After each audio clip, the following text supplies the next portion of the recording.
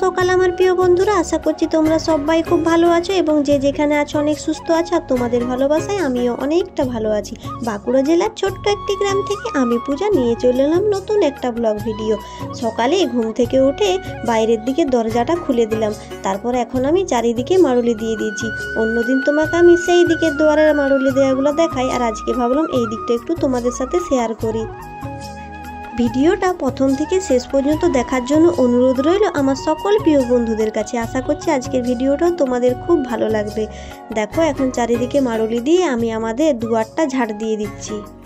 আর এখন ঘড়িতে বাজে 6:30 মতো। দেখো আজকে রোদ দিয়ে দিয়েছে। আগে রান্নাঘরের কাজগুলো সেরে নিলাম কিছুটা, তারপর এখন বাইরেটা ঝাড় দিচ্ছি। আমার মেয়ে ওইদিকে ব্রাশ করছে, এখানটা ঝাড় দিয়ে আমি আগে মেয়েকে খাবার খাইয়ে দেবো। প্রতিদিনের সকালের কাজটা আমাকে খুব তাড়াহুড়োর মধ্যেই করতে হয়। সকাল 7টার মধ্যেই আমাকে সমস্ত সকালের বাসি কাজকর্মগুলো সেরে ফেলতে হয়। কেউ কেউ মনে করে আমি খুব হাসি খুশি থাকা একটা মানুষ, কেউ ভাবে আমি শান্তশিষ্ট, কেউ জানে প্রচণ্ড বদমেজাজি আমি, কেউ কেউ ভালোবাসে আমাকে, আবার কারো কারো আমার নাম শুনলেই ঘেন্না লাগে। কারো কাছে আমি খুব মিশুকে মানুষ, আবার কেউ ভাবে আমার একটু ইগো বেশি। কিন্তু আমাকে কেউ আমার মতো করে কোনো দিন বোঝে না। এই ব্যাপারটা আমার কাছে খুব আফসোসের। দিন শেষে যোগ বিয়োগ করে মিলিয়ে দেখি আমি বড্ড একা। নিজে ঠিক থাকলে পুরো দুনিয়াটাই ঠিক। মানুষ কি বললো তাতে কিচ্ছু যায় আসে না, কারণ লাইফটা আমার, মানুষের না।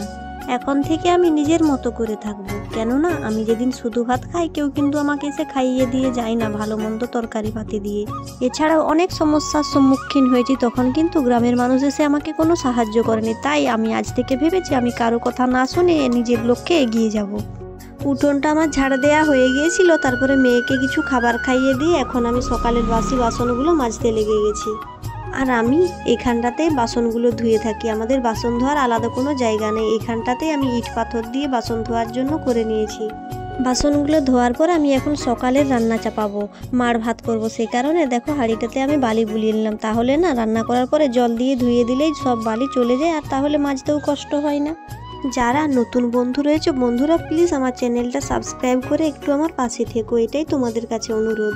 উনুন ধরানোর জন্য পাউডার দুধের প্যাকেট, মেয়ের ম্যাগির প্যাকেট, বিস্কুটের প্যাকেট, এসব প্যাকেটগুলো আমি ফেলি না, কেননা উনুন ধরানোর সময় এগুলো আমার অনেকটাই কাজে লাগে। দেখো সহজেই উনুনটা ধরে যায়। এখন ঘড়িতে বাজে সকাল 8টা। এখন আমি মেয়েকে একটু স্কুলে পাঠিয়ে দিচ্ছি। আগের থেকে পাঠাইনি কেন জানো তো, বাচ্চা মেয়ে তো বেশিক্ষণ স্কুলে থাকতে চায় না। এখন 8টার সময় যাচ্ছে, 9:30টার সময় ছুটি হয়ে যাবে, তো ওর বাবাকে দিয়ে আজকে পাঠাচ্ছি। আমি আজকে আর যেতে পারলাম না। আমি ওকে ওখানে রেডি করিয়ে দিচ্ছি, ব্যাগে বই টই সব গুছিয়ে দিয়ে দিয়েছি। ওর বাবা এখন ওকে স্কুলে নিয়ে যাচ্ছে। নিজের কাজের সাথে সাথেও আমি টাইমে মেয়ের কাজগুলোও করে থাকি, যেমন ওকে বই পড়ানো, ওকে খাবার খাওয়ানো, এগুলো সবসময় আমি নিজের মতো খেয়াল রেখে করে থাকি। চলো বন্ধুরা, আমি আমার সংসারের কাজকর্ম করতে করতে তোমাদের কমেন্টে রিপ্লাইগুলো দিয়ে ফেলি। ফাইন্ডিং মনের আলো চ্যানেল থেকে গীতা হালদার দিদিভাই কমেন্ট করেছে, পূজা তোমার ভিডিও আমি নিয়মিত দেখি, তুমি শিক্ষিত, তাই অন্য কারোর কথা শুনতে যেও না। মেয়েকে এখন থেকে ভারতনাট্যম নাচের ক্লাসে ভর্তি করে দাও। তোমাকে অনেক কমেন্ট করেছি কিন্তু নোটিফিকেশনে উত্তর আসে না। তোমার ভিডিওগুলো আমার খুব ভালো লাগে। তোমার কথার জন্য সব জমানো অভিমান ঈশ্বরকে জানাও, প্রতিশোধ নেও না, এইটা প্রতিভা গুণের পরিচয়। সোনামামণিকে অত ম্যাগি খাওয়াবে না, প্রধান ফুড থেকে বঞ্চিত হবে।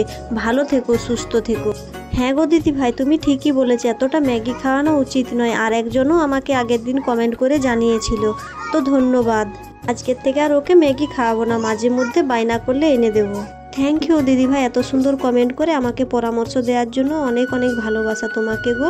সরি দিদিভাই, হয়তো তোমার কোনো কমেন্ট আমার চোখে পড়েনি কোনো কারণে, সে কারণে হয়তো তোমার রিপ্লাইটা দিতে পারিনি, তার জন্য আমি ক্ষমা প্রার্থী। আর অন্য কারো বন্ধুদেরও আমি যদি কমেন্টে রিপ্লাই না দিয়ে থাকি তোমরা কিছু মনে করো না, তোমরা আরও কমেন্ট করবে, অবশ্যই আমি তোমাদের কমেন্টে রিপ্লাই দেবো। সকাল সকাল এগুলো আমি কিনেছিলাম, তারপরে মেয়ে বলছে আমাকে এক্ষুনি ভেজে দাও মা, তারপরে মেয়েকে ভেজে দিলাম। আমরাও কিছু খেয়ে নিলাম। চাটা খেয়ে এখানটা একটু পরিষ্কার করে নিচ্ছি, কেননা গ্যাসটা শেষ হয়ে গেছে। গ্যাসের ওভেনটা এখানে শুধুই রাখা আছে, তাহলে আমি বলি এখানটা লাতা দিয়ে দিই, তারপর জায়গাটা খালি করে দেবো, তাহলে এখানে সব কিছু রাখা হবে, পরিষ্কার লাগবে। তারপর ঈশার বাবাকে বললাম তুমি ওভেনটা খুলে দাও, আমি পরিষ্কার করে দিচ্ছি, অন্য জায়গায় রেখে দেবো, এখানে তো নোংরা জমছে, গ্যাস তো শেষ হয়ে গেছে, এখন রান্না হয়নি যখন অন্য কোথাও রাখবো। দ্বিতীয় কমেন্টটা করেছে রিনা দিদি ভাই, পূজা তুমি নিজেকে এত ছোট কেন ভাবছো? তুমি একজন সৎ মানুষ, তুমি ঠিক একদিন সফলতা পাবেই পাবে। আমি সবার ভিডিও দেখি না, তোমার ভিডিও দেখি, অনেক অনেক ভালোবাসা দিলাম তোমায়। থ্যাংক ইউ রিনা দিদি ভাই, এতটা ভালোবাসা দেওয়ার জন্য এইভাবে আমার পাশে থেকো গো। তৃতীয় কমেন্টটা একে টিভি শো থেকে, তোমার ভিডিও আমার খুব ভালো লাগে, তোমার পাশে আছি, তুমি খুব ভালো মেয়ে, আমার নামটা নিও তোমার ভিডিওতে, আমি পশ্চিম মেদিনীপুর থেকে তোমার ভিডিও দেখি, আমার নাম প্রিয়া। এই যে প্রিয়া, আমি তোমার নামটা নিয়ে নিয়েছি, আর আমার ভিডিও দেখে আমাকে কমেন্ট করার জন্য অনেক অনেক ধন্যবাদ। আর তোমাদের সকলকে অনেক অনেক ভালোবাসাবো আমাকে প্রতিদিন এত সুন্দর সুন্দর কমেন্ট করার জন্য।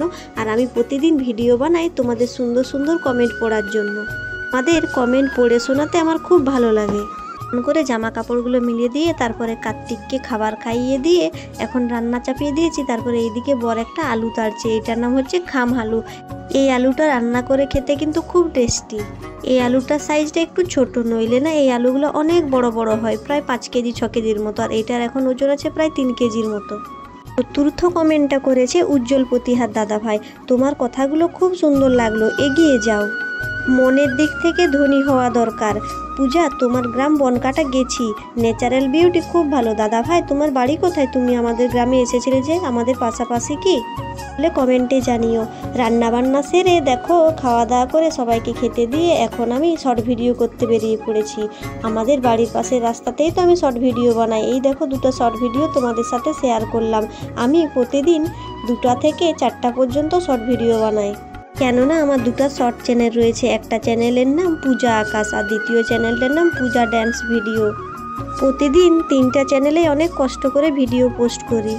3টা চ্যানেল সামলালো মুখের কথা নয় বন্ধুরা, যারা ভিডিও বানায় একমাত্র তারাই বুঝতে পারবে। সেই কারণে আমি না সব দিন সবার কমেন্টে রিপ্লাই দিতে পারিনি। দেখো শর্ট ভিডিও বানানো হয়ে গেছে, শর্ট ভিডিও বানিয়ে ড্রেস চেঞ্জ করে মেয়েকে খাবার খাইয়ে দিলাম। তারপরে খাবার খাইয়ে দেওয়ার পরে টিউশনের সময় হয়ে গেছে, এখন বাজে বিকেল 4:30, আর আমি প্রতিদিন বিকেল 4:30 থেকে 6টা পর্যন্ত টিউশনি পড়াই।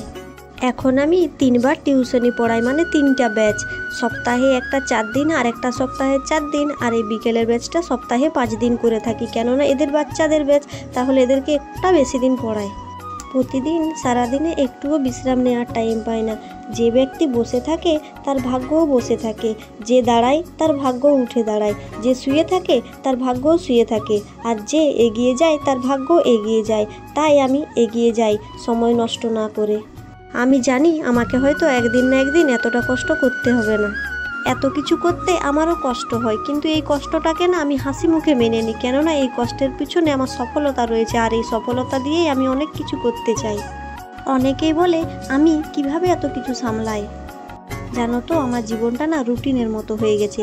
স্কুলে গেলে যেমন একটা নির্দিষ্ট রুটিন থাকে না, আমারও প্রতিদিন একটা রুটিন অনুযায়ী জীবনটা চলে। কখন কি করব এটা আমি রুটিন অনুযায়ী সাজিয়ে রাখি।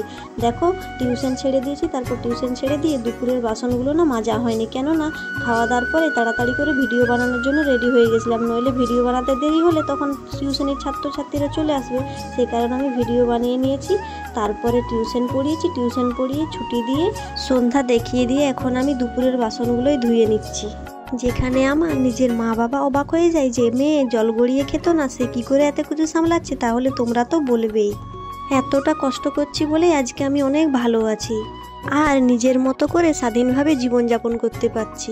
আগে নিজের কিছু প্রয়োজনীয় জিনিস কেনার জন্য কারো না কারো কাছে হাত পেতে কিনতাম, এখন আর সেটা হয় না, নিজে রোজগার করে নিজেই কিনি। এর থেকে বড় আনন্দ আর কি হতে পারে?